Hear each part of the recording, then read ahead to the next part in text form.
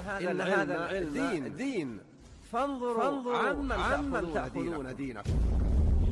Yang kepingin tongkat ini syaratnya sholat tahajud baca Al-Kahfi. Siapa berani? Ente berani? Maju. Yakin berani?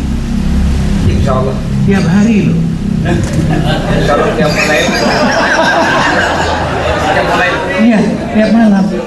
Tiap malam surah Kahfinya tamat loh. Berani? Jadi Al-Kahfi rakaat pertama sampai selesai. Ya Allah, diberkahi Allah. Mulai malam ini ya, berhentinya kalau sudah innalillahi wa inna ilaihi raji'un. Semoga berhentinya lagi baca Al-Kahfi di malam Jumat, Allah catat sebagai syahid. Amin. Bismillah, alhamdulillah, wassalatu wassalamu ala rasulillah wa ala alihi wa sahbihi wa man tabi'an bi ihsanin ila yaumil wa ba'd. Ikhwatal iman rahimani wa rahimakumullah. Pada kesempatan yang berbahagia ini, sedikit kita akan membahas tentang karomah. Jadi karomah ini zaman rahmatullah adalah peristiwa khariqun lil 'adah, kejadian yang di luar nalar manusia atau di luar dari kebiasaan yang terjadi di tengah-tengah kehidupan umat manusia. Dan orang menyikapi al-karomah ini atau karomah ini yang kita kadang saksikan pada ada diri seseorang yang dianggap wali atau dianggap sepuh atau dianggap kiai dan sebagainya, maka manusia terbagi. Yang pertama, zaman rahmatullah, ada orang yang tidak meyakini karomah, maka ini kufur. Dan dia mengatakan, itu mungkin pekerjaan syaitan, itu mungkin hanyalah kebetulan biasa, itu tidak mungkin terjadi, mustahil. Maka orang yang menafikan karomah, orang yang tidak meyakini karomah yang terjadi di tengah-tengah kehidupannya, apakah pada dirinya atau orang lain, maka dia kufur dan dia tidak dianggap beriman kepada Allah Subhanahu wa taala. Sebab karomah ini berjalan pada wali-wali Allah Subhanahu wa taala, terjadi pada wali-wali Allah Subhanahu wa taala. Tentunya wali-wali Allah Subhanahu wa taala yang beriman dan bertakwa kepada Allah Subhanahu wa taala, bukan wali-walian atau sekelompok manusia menganggap dia wali. Padahal kalau kita ingin melihat dan menimbang apa yang dia lakukan, itu bukanlah amalan yang muncul daripada keimanan dan ketakwaan. Seperti orang gila. Ya, sebagian orang meyakini bahwasanya wali Allah Subhanahu wa taala ada yang majadzub atau yang diambil akal sehatnya, sehingga dia seperti orang gila, berperilaku orang gila, pada hakikatnya dia adalah seorang wali yang memiliki kesaktian, memiliki karomah yang hebat yang tidak dimiliki yang lainnya. Maka ini menyimpang zaman rahmatullah dari pengertian wali dan tujuan wali Allah Subhanahu wa taala yang Allah utus di tengah-tengah umat manusia. Ya, sebagaimana Allah Subhanahu wa taala berfirman dalam sebuah surah, dalam sebuah ayat surah Yunus, Allah Subhanahu wa taala mengatakan, "Ala inna awliya Allah la khafun 'alaihim wa lahum yahzanun." Ketahuilah, sesungguhnya wali Allah Subhanahu wa taala itu tidak ada rasa takut dan tidak ada kesedihan pada diri mereka. Alladzina amanu wa kanu yattaqun. Siapakah wali Allah Subhanahu wa taala? Yaitu mereka yang senantiasa memantapkan keimanannya kepada Allah Subhanahu wa taala dan senantiasa mengerjakan amalan ketakwaan. Jadi bagaimana mungkin orang gila itu dikatakan wali Allah Subhanahu wa taala, sementara akal sehatnya dicabut? Dan orang yang akal sehatnya dicabut, maka tidak ada kewajiban kepadanya, tidak ada perkara keimanan padanya, tidak ada ketakwaan kepadanya. Sementara Allah Subhanahu wa taala mengatakan, "Ala inna awliya Allah la khafun 'alaihim wa lahum yahzanun alladzina amanu wa kanu yattaqun." Sesungguhnya wali Allah Subhanahu wa taala itulah mereka yang senantiasa berjalan di atas keimanan dan ketakwaan kepada Allah Subhanahu wa taala sampai meninggalnya mereka. Kemudian yang kedua, zaman rahmatullah, ada orang yang berlebih. Yang kepingin tongkat ini syaratnya sholat tahajud baca Al-Kahfi oleh seseorang. Siapa berani? Hal-hal mistik. Ente berani? Mungkin itu ada perbuatan syaitan Maju. yang terjadi pada diri seseorang. Yakin Sehingga betul-betul mereka itu sifat tiap hari sangat berlebihan. Iya, Iya, tiap malam. Jadi Tiap malam surah kahfinya tamat loh. mungkin bermain syaitan, wallahu a'lam. Maka jangan Berani.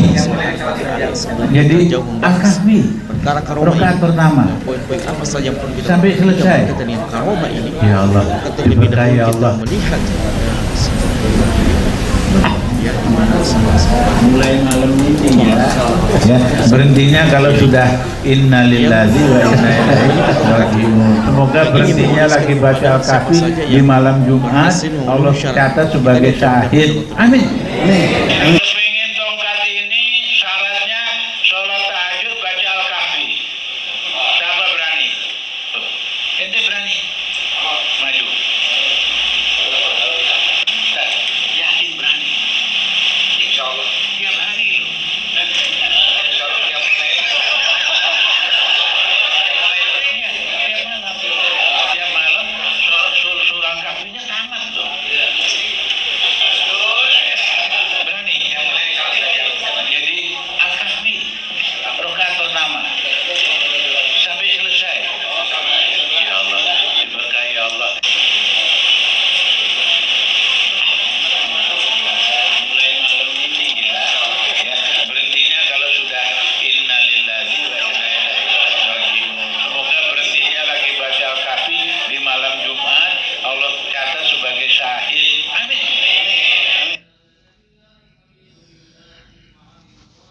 Taib, di sini mungkin kita menilai apakah tongkat itu adalah sebuah karomah atau bukan. Apakah tongkat itu mendatangkan manfaat dan menolak mudarat? Maka ini syirik.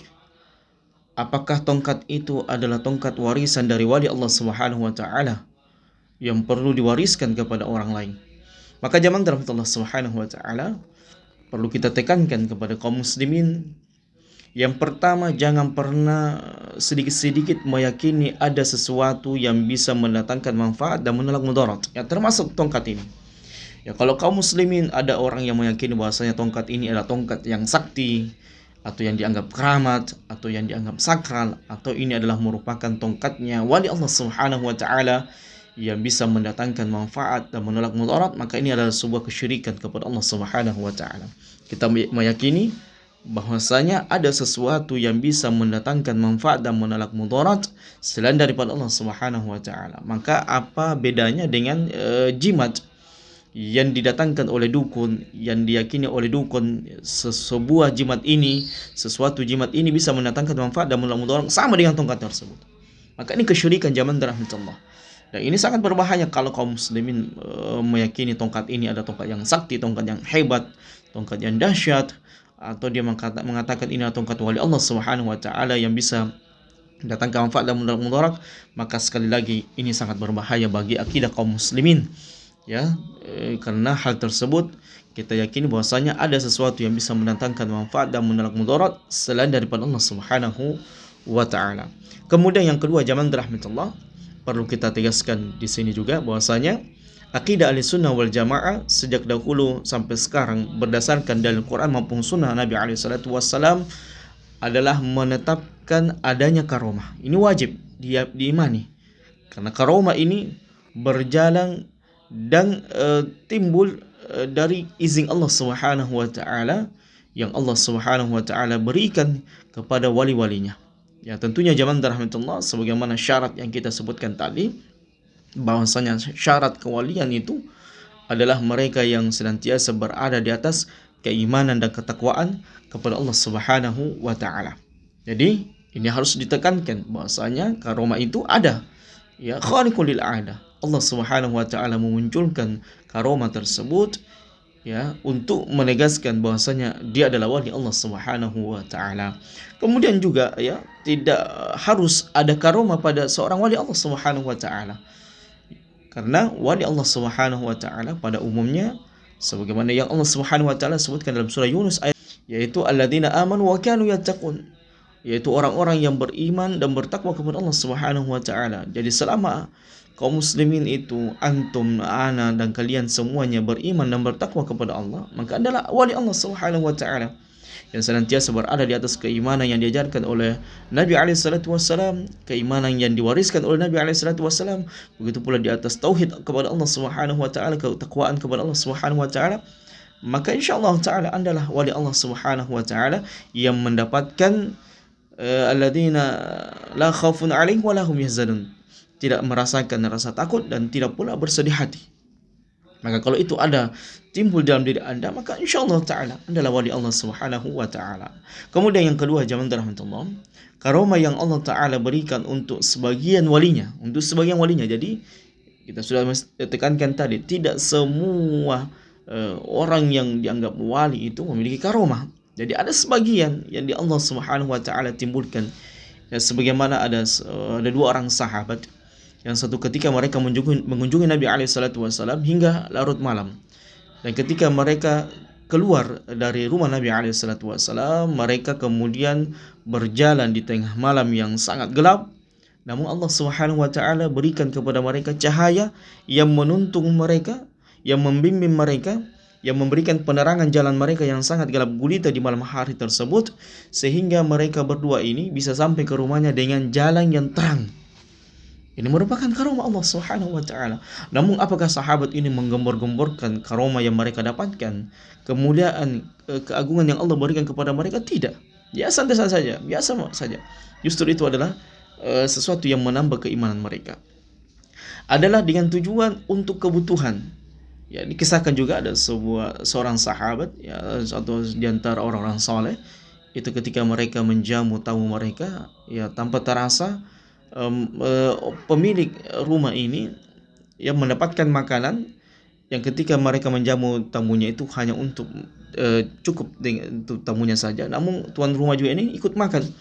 Bersamaan dengan itu dia juga mendapatkan makanan yang wallahu alam hanya Allah tahu bagaimana Allah Subhanahu wa taala memberikan makan kepada pemilik rumah tersebut atau tuan rumah tersebut. Maka ini diantara karomah yang sangat dibutuhkan bagi wali Allah Subhanahu wa taala.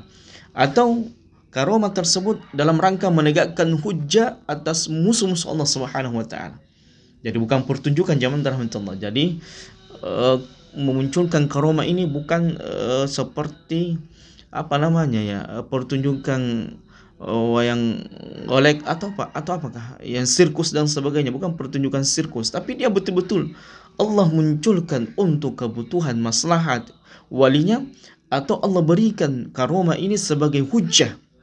Ya, Allah munculkan sebagai hujjah bagi musuh-musuh Allah Subhanahu wa taala yang menentang wali-wali Allah Subhanahu wa taala.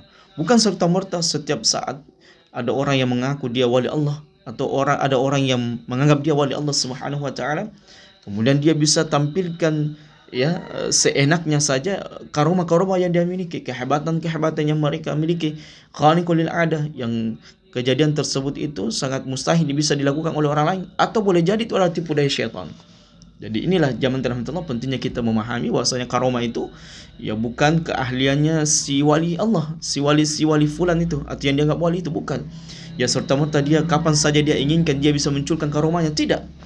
Ya tidak seperti itu zaman rahmatullah. Karomah adalah Allah berikan kepada hambanya yang butuh pada saat itu, atau Allah berikan karomah tersebut kepada wali Allah untuk menegakkan hujah atas musuh-musuh Allah Subhanahu wa taala. Maka ini zaman rahmatullah poin yang sangat penting bagi kita semuanya. Jadi kalau ada orang yang mengaku wali Allah Subhanahu wa taala, atau yang dianggap wali, sudah dianggap wali, kemudian dia bisa menimbulkan karomah tersebut kapan saja, maka ketahui itu adalah permainan syaitan. Permainan syaitan. Sebab ya karomah dari sisi Allah Subhanahu wa taala. Bagaimana mungkin seorang wali ini mampu mendatangkan karomah dari sisi Allah kapan dia inginkan, kapan dia mau? Bukan kehendak Allah Subhanahu wa taala. Jadi sudah tidak masuk di akal zaman rahmatullah. Poin yang kedua ini sangat luar biasa memberikan kaidah kepada kita. Kemudian zaman rahmatullah, poin yang berikutnya, ketika karomah itu terjadi, maka apa sikap seorang muslim? Ya taruhlah misalnya betul-betul ada karomah pada seseorang. Apa sikap kita dengan karomah tersebut? Yang pertama, mengagumkan wali tersebut, mengangkat wali tersebut, menjadikan wali tersebut sebagai sesuatu yang sangat disakralkan, yang sangat perkataannya sangat didengar, amalannya sangat dicontohi. Betul-betul kita mengagumkan dia dengan seagung-agungnya, memuliakan dia, mengangkat dia. Ataukah kita takjub dengan karomah tersebut sehingga kita mengatakan wah karomah ini hebat, karomah ini tersebut. Kan seperti itu. Ya banyak kaum muslimin orang-orang yang meyakini karomah itu terjatuh dalam sifat gulu dalam perkara karomah. Ataukah karomah dengan adanya karomah tersebut menambah keimanan kita dan ketakwaan kita kepada Allah Subhanahu wa taala. Yang mana posisi kita? Maka umumnya yang terjadi ketika ada sebuah karomah yang terjadi atau peristiwa khariqul lil 'ada, apapun itu bentuknya, peristiwa yang tidak masuk di akal, di luar dari kebiasaan dan kemampuan manusia, maka kebanyakan kita adalah takjub dengan orang yang bisa memunculkan orang tersebut. Sehingga banyak orang yang seolah-olah menyembahnya, mengagumkannya, mendengarkan perkataannya. Maka ketahuilah zaman rahmatullah, ketika ada orang lain takjub dengan seseorang, memuliakannya, mendengarkan semua perkataannya, mengamalkan semua apa yang dia lakukan, maka itu adalah penghambaan kepadanya, dan ini adalah merupakan kesyirikan kepada Allah Subhanahu wa taala. Am lahum syuraka, apakah mereka memiliki tandingan-tandingan selain daripada Allah Subhanahu wa taala, syara'u minad din ma lam ya'zam bih, yang dimana ketika ya wali ini atau mungkin yang dianggap orang hebat sakti ini ya ketika mengatakan sesuatu perkataan yang tidak ada syariatnya dari Allah, maka orang pun mengikutinya, orang pun mengamalkannya, walaupun itu adalah merupakan tidak ada syariatnya dari Allah Subhanahu wa taala. Maka ini adalah merupakan di antara bentuk kesesatan orang ketika menyikapi karomah, yaitu mereka mengagumkan orang tersebut, memuliakan orang tersebut, perkataannya sangat didengarkan, amalannya diikuti, tidak lagi mengikuti Quran dan sunnah Nabi alaihi salatu wassalam dan sunnah Nabi alaihi salatu wassalam. Kemudian yang terakhir zaman rahmatullah, karomah itu adalah dalam rangka memantapkan keimanan kepada Allah Subhanahu wa taala. Ini sangat penting. Jadi jangan sampai kita tertipu dengan syaitan atau tertipu dengan manusia yang menganggap dirinya wali atau sudah dianggap wali. Hati-hati.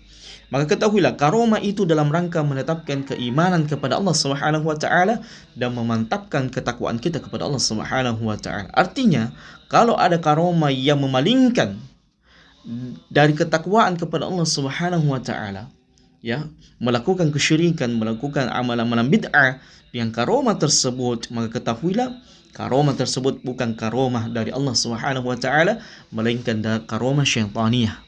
Karomah yang berasal dari syaitan, kalangan jin maupun manusia.